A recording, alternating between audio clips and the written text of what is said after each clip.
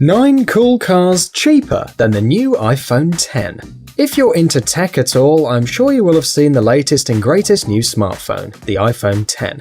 With an asking price of $1,000 in the USA and £1,000 in the UK, you've never been able to spend more on a mainstream mobile phone. With that in mind, it's now become so expensive that you can purchase an actual car for the same price, even a fun car. Here are 9 cars you can buy for the price of an iPhone 10. Number 1. Jeep Grand Cherokee. If you want to buy a slab of glass and metal, you're going to get a lot more of it for your money with the Jeep Grand Cherokee than the iPhone. Sure, it may not be as smart, clean-cut, or downright slick as an iPhone, but the Jeep Cherokee is pretty much bulletproof. For this price, you can get a fairly clean 93,000-mile example, complete with a beastie 4-litre 6-cylinder engine. If you're buying in dollars, you might be slightly more pushed for options. However, if you are willing to stretch the mileage, you can still get a 193 horsepower 4-wheel drive beater for this price. Number 2. Mazda Miata or MX-5. I'm sure you guys were expecting this, so I may as well get it out the way in number 2. The Mark I MX-5 provides more enjoyment than any of the latest apps for sure. With a peppy 1.6 engine, rear-wheel drive, and one of the slickest gearboxes around. Granted, $1,000 on both sides of the pond is going to get you something on the rougher end, but beaters are usually more fun anyway, right? In the UK, you might even be able to get an NB for this price, which nowadays should prove slightly more reliable. Miatas do have a tendency to develop structural rust over time, so watch out for this.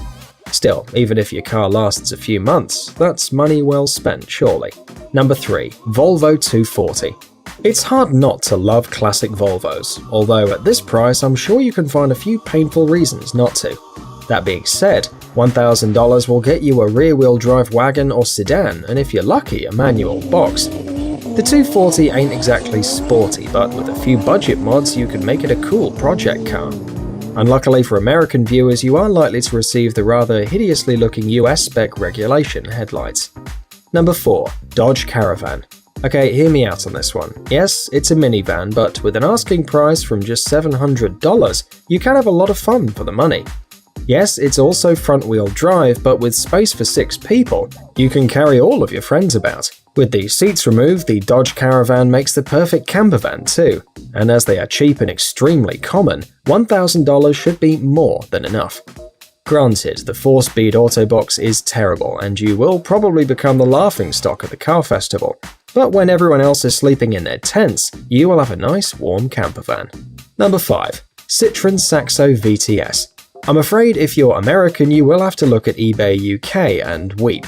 For everyone else though, the Saxo VTS is an awesome choice. If you can forget the cringeworthy boy racer days of the 90s and early 2000s, a clean example will get you a keen chassis, a buzzy 1.6-litre 16-valve engine, and a driving position so low that many sports cars should be worried. Right from when they were first sold, the Saxo was a cheap car, so don't expect anything quality, but its French looks have aged very well and it will be a fun and economical daily driver. Number 6. Saab 9-3. There aren't many cars out there that provoke the same kind of reaction amongst enthusiasts than a Saab. Despite the Swedish brand losing its way throughout the 2000s with some rather disappointing GM reskins, the 9-3 is still a cool choice.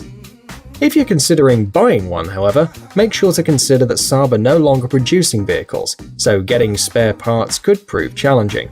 But as the floor plan is shared with GM, this should make things a little bit easier. What would you rather own, a boring new phone or a timeless Swedish brick? Number 7. Lincoln Town Car. If you've got a 6-year-old kid to draw a car, chances are it would come out looking something like this. Still, it wouldn't be the most popular choice for taxi drivers for no reason. Notable for its famous service in New York City, Lincoln Town Cars often pass the 200,000-mile mark around, well, the town. Town and city driving can be extremely punishing on the car, so this proves its worth somewhat if it's still running. That being said, watch out for cars that have been in active taxi duty as they are likely to have been treated hard. $1,000 will get you a worn Mark III generation or a slightly better Mark II, which was first released in 1990. UK and Euro buyers, sorry, you're not going to be able to get this one. Number 8. Toyota Celica. Bearing little resemblance to the Celica of the 70s, the 7th gen Celica is often overlooked by potential budget buyers. It's wrong to do so, however. With sharp styling and a choice of a 140 horsepower and 189 horsepower engine, the Celica makes a great first or second car. The Celica also has true rallying heritage too, with the Group B Celica twin-cam turbo winning all 6 World Rally Championship events Toyota entered. By the time this generation came around, it was a distant memory, however. Its wedge-shaped looks and light weight still makes it look rather an appealing proposition. The Celica also has plenty of interior space, great build quality and reasonable economy, perfect as a first or second car. Number 9. BMW E39 5 Series. There still aren't many cars around today that are as well-rounded and easy to live with than the E39 5 Series. With its 50-50 weight distribution, fun-to-drive nature and effortless comfort, the 5 Series is more user-friendly than any iPhone will ever be. It's astonishing that you can get this car for the same price. Your options will be fairly limited though, with 520i models being the most readily available. 6-cylinder 523i models could be within reach, although I would recommend getting the lower-powered model with a manual gearbox. If you're American, you might struggle getting anything decent for under $1,000, but for anyone in the UK, there are plenty of clean cars out there for the money. BMW really pushed the limits of technology with this 5 Series, which on a positive note makes it feel fairly modern to drive. On a negative note, however, this often means that the E39 and E46 3 Series are plagued with electrical gremlins. Still, this car is the real deal, especially if you can get a granddad spec, one-owner car.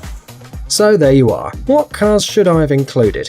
Would you get the iPhone or one of these cars instead? Let me know in the comments below. I reply to everyone in the first 12 hours. Cheers!